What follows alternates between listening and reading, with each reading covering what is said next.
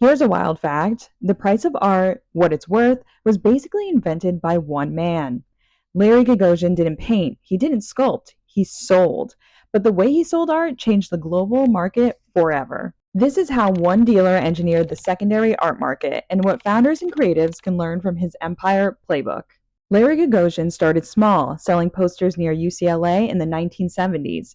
He wasn't born into old money or high society. But what he did have was instinct, the ability to read desire and turn it into demand. He realized art isn't just beauty, it's branding.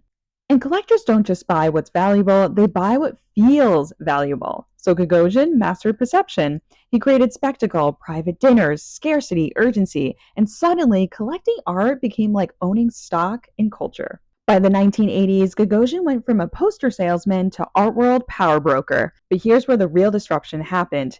He turned resale into the main event. Before him, dealers mainly sold art directly from artists. Gagosian saw the bigger play, the secondary market, reselling works at higher prices and controlling who could even buy them.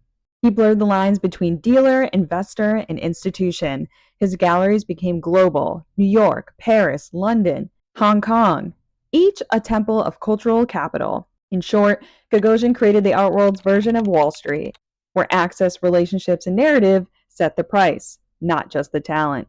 So, what can creative founders learn from a man who defined the art market? Control your narrative. Gagosian never sold art, he sold status.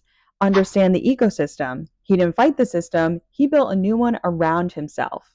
And think globally. He turned art dealing into an empire, with clients from billionaires to heads of state. Every creative industry, film, fashion, music, has its version of Gagosian's secondary market. The question is, are you just creating or are you engineering value? Larry Gagosian didn't just sell art, he taught us that perception is profit.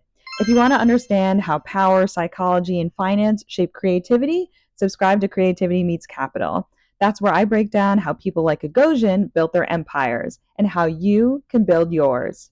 Check it out in the link in our bio.